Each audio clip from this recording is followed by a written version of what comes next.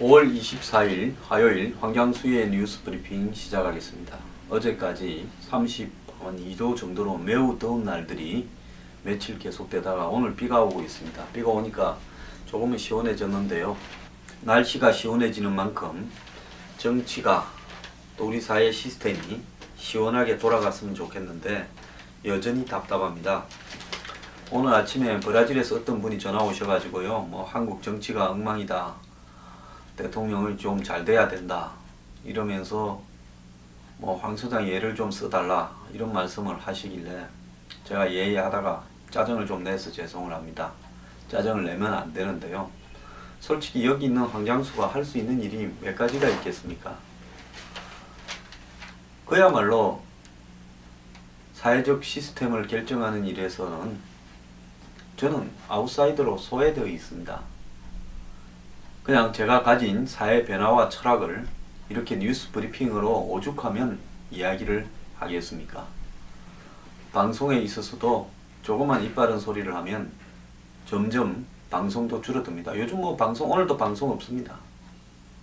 그래서 저는 그냥 구애받지 않고 할 이야기 하기로 했습니다.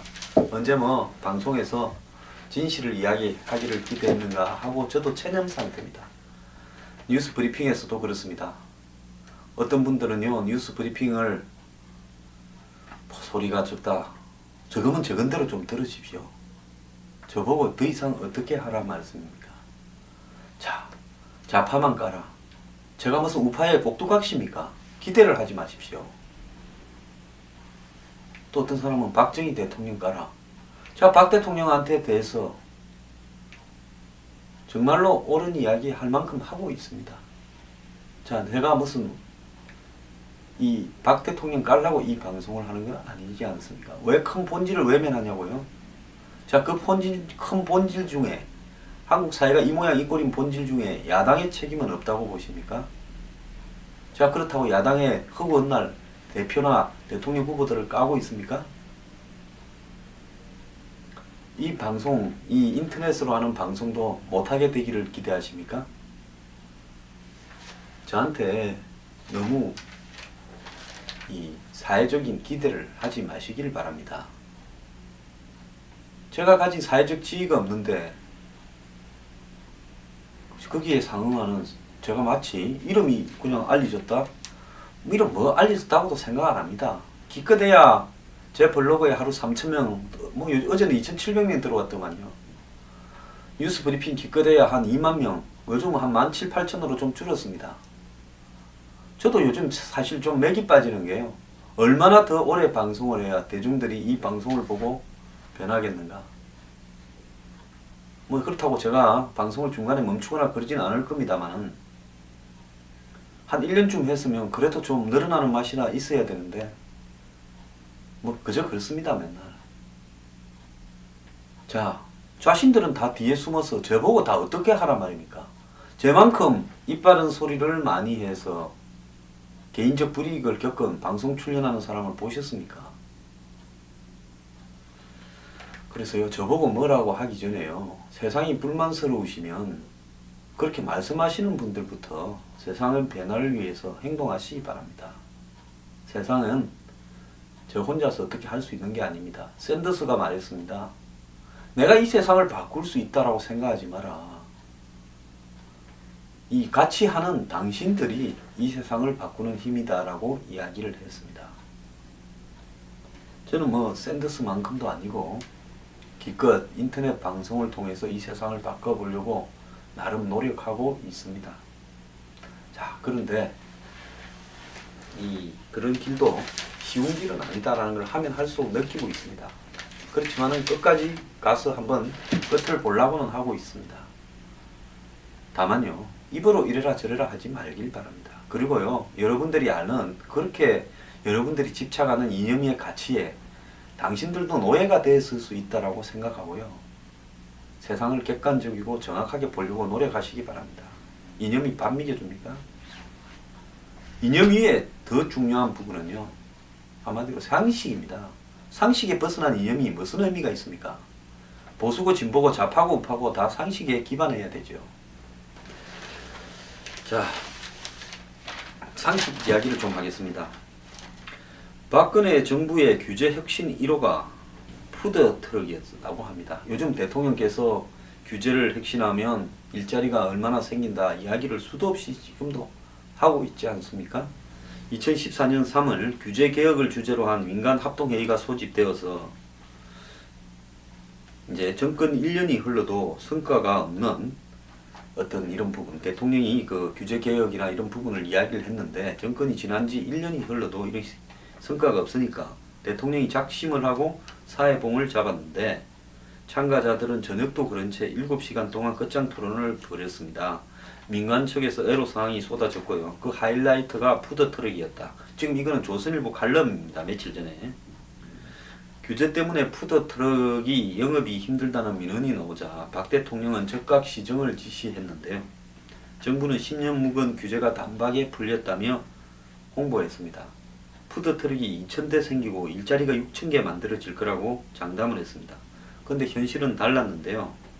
관련 법령을 고친다고 요란을 들었지만 좀처럼 푸드트럭은 생기지 않았고 2년 지난 지금 허가받은 푸드트럭은 184대 뿐이고 그나마 장사가 안 돼서 다 망할 지경이다. 이런 겁니다. 이유가 있었는데 푸드트럭은 장사가 안 되면 다른 곳으로 옮기는 이동업체인데 규제를 없앤다면서 정작 영업장소 규제는 대상에서 빼버렸습니다. 지정된 3,000곳에서만 장사할 수 있게 제한된 규제를 그냥 놔두는데요. 그것도 영업하려는 장소마다 일일이 서류 5종을 작성해 지자체를 찾아가서 수수료를 내고 신고를 해야 된다는 겁니다. 이래서는 푸드트럭이 아니다는 거죠. 공무원들은 신용만 내고 진짜 규제는 숨겨놨다는 겁니다. 왜 규제 개혁이 안 되는지 가장 의아한 사람은 박 대통령 본인일 거다고 보는 이야기를 했는데요. 박 대통령은 관료를 믿는 것 같은데 대통령이 지시만 내리면 각 부처가 전심전력으로 이행할 거다 이렇게 생각을 하는데 이 시스템으로 풀려고 하는 원론은 옳지만은 현장과 괴리가 되어서 겉돌고 있다. 그래서 관료 집단의 선의만 믿지 말고 규제 현장을 자주 찾아가 개혁이 안 되는 이유를 확인해야 된다. 이렇게 이야기를 했습니다. 자, 전에 이명박 대통령은 투감은 잠바 입고 현장에 또 갔습니다. 근데 너무 현장에 갔지만은 방향이 또 틀렸을 수 있죠. 진짜 해서는 안 될 일은 좀 하시고요. 현장만 열심히 쫓아다녀도 안 되고 그 다음에 이렇게 이 규제 개혁을 한다면서 실제 그것이 제도만 푼다고 되는 것인가. 약자에게는 강자를 위한 규제 개혁은 법과 제도만 교치면 그 다음 날부터 저절로 알아서 잘 굴러갑니다. 정부가 간섭 안 해도 강자가 뿌리는 콩고물에 해주고 싶었던 사람들이 이제 아예 그냥 합법적으로 하게 되니까, 불법일 때도 해주고 싶었던 사람들이 합법적으로 하게 되니까 얼마나 열심히 밥도 얻어먹고 봉투도 받고 골프도 치면서 쇠고기도 한우도 조기도 받으면서 그거 못 받을까봐 김영란법 어쩌고 저쩌고 하는 거 아닙니까? 잘합니다.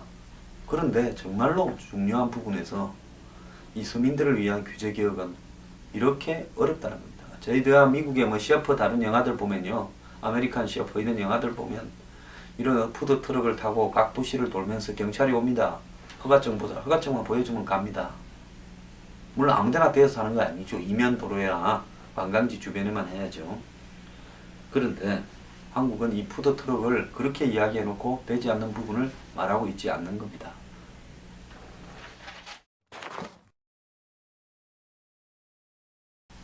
제가 대통령 혹시 아프리카에 지금 가실 때인가 하는 이야기를 하니까 또 가야 된다, 중요하다 이런 말씀 하시는 분이 있습니다. 그래 중요하겠죠. 어느 나라든 중요하지 않겠습니까? 솔직히 시간만 되고 여건만 허락하면 유엔 가입국 한 200여 국을 다 돌아도 각기 안 중요할 일이 어디 있겠습니까? 자, 대통령이 10박 12일 아프리카와 프랑스를 방문하는데요. 대통령이 지금까지 22번의 해외 순방을 했고 35개국을 다녀왔습니다. 2달에 한 번꼴로 외국에 나가셨는데요. 총 순방 날짜는 145일이고 임기 39개월 중 5개월 정도를 해외에 나가 계셨습니다. 나갈 때마다 6.6일 정도 머물렀고요. 그 다음에 대통령이 첫 해에는 5번의 9개국, 2014년과 2015년은 7번과 8번의 해외 순방을 갔고요. 올해는 지금 현재 2번이라는데 현재와 같은 속도라면 임기 동안 34번의 해외 순방을 할 거라고 보고 앞으로도 12번쯤 더 나가실 걸로 본다는 겁니다. 김대중 대통령은 23번, 노무현 대통령은 27번의 해외 순방을 갔다 왔고 자원 외교로 유달리 외국을 자주 나갔던 이명박 대통령은 49번을 나갔다 왔습니다. 자, 박 대통령은 이 경제 정상 외교, 안보 외교 이 두 부분에 특화되고 있는데요. 특히 이제 이 해외 순방을 통해서 경제적 성과를 드러내는데 상당히 몰두를 하고 있습니다. 근데 이런 부분이 이번에 이란 방문 성과처럼 뭐 부풀려 여전히 논쟁도 좀 생기고 있는데요. 해외 순방을 가서 나오는 경제적인 성과를 이렇게 홍보하는데 청와대에 대통령을 모시는 분들이 좀 제대로 정확하게 홍보할 필요가 있다라는 겁니다. 대통령이 지금 관료들한테 속지 않아야 된다라는 글이 나오는데 대통령이 청와대 옆에 있는 도성지 성지들, 즉 조선시대 같으면 성지라고 불렀지 않습니까? 임금 옆에서 보좌하던 사람, 그런 사람들한테서도 쏘았어야 되겠습니까? 황장수의 미래경영연구소에서 만드는 뉴스 브리핑은 제 혼자 하는 방송이 아닙니다. 시청자 여러분들과 미래경영연구소 회원들이 더불어 국민과 함께 만들어가는 방송입니다.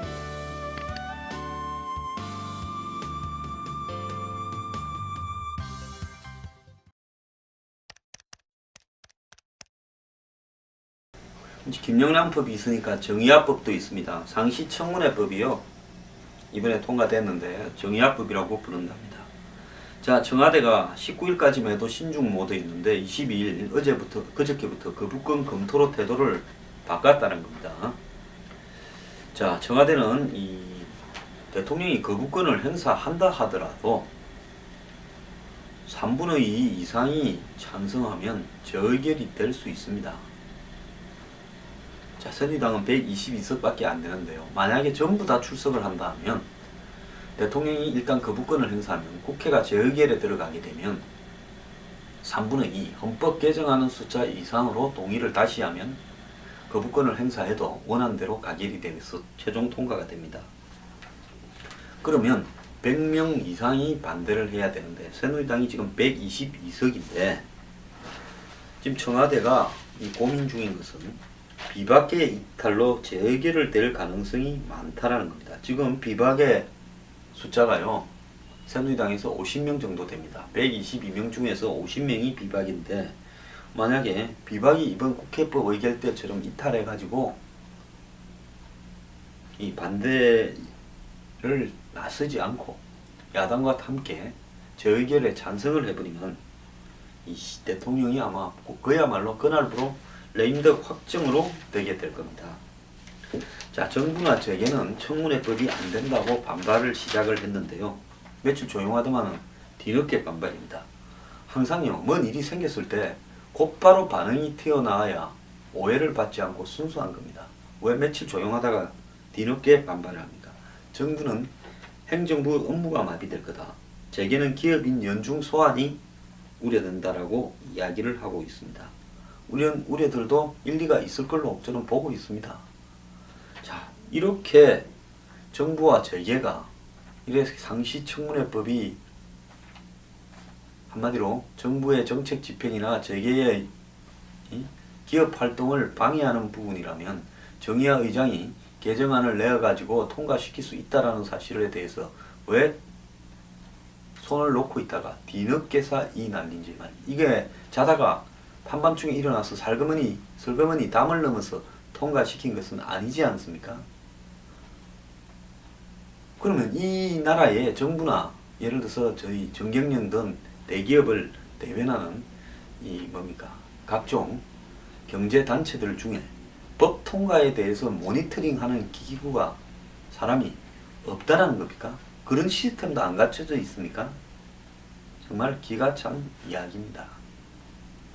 청와대도요, 이 부분이 그 다음날 좀 문제가 있다라고 치고 나왔어야 되죠. 문제가 있으면.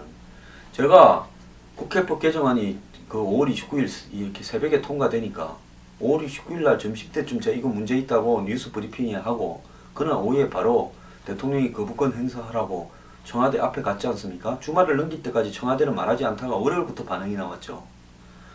자, 그때가 금요일입니다. 자, 이 문제도 마찬가지입니다. 본회의 통과 5일째 되는 어제까지 거부권 입장이 없다. 뭐 찬성도 아니고 반대도 아무런 입장이 없다고 하다가 이제 오늘은 이렇게 거부권을 행사하겠다고 입장을 바꿨습니다. 그동안 여당이 동의한 법안에 야당 탓이라고 할 명분도 없고 거부권 행사 때는 여소야대에 여러가지 역풍이 불 거다 이런 어떤 부분을 우려해서 말을 하지 않았지 않습니까? 자, 그런데 그럼 이건 이제 어떻게 해야 되느냐? 국회법 개정안이 어제 정부로 이송되었고요. 자, 다음 달 7일 대통령이 이제 주재하는 국무회의가 있습니다. 거기서 이제 뭐라고 말씀이 나오든지 하겠죠. 자, 지금 청와대 관계자는 헌법의 청문회는 국정감사나 국정조사에 항하도록 되어 있는데 이번 국회법 개정안에는 상임위 소관사항은 다 청문회를 하도록 되어 있어 위헌 소지가 있다라고 이렇게 이야기를 했습니다. 자, 그리고 이런 청와대의 이제 기류 변화에 대해서 여당의 원내대표, 부대표단은 이 거부권을 행사해야 된다고 지금 앞장서서 이제 이야기를 하고 있습니다.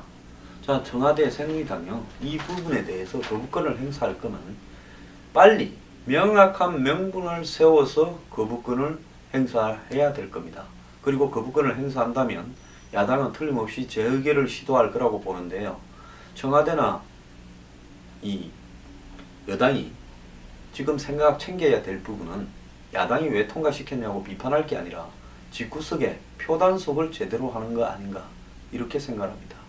이거 만약에 재의결이 되면 그건 전적으로 청와대와 여당 간의 관계에서 고장이 난 부분이다. 반란자가 그렇게 많다. 여당은 끝난 거다라는 것을 의미하는 거 아니겠습니까?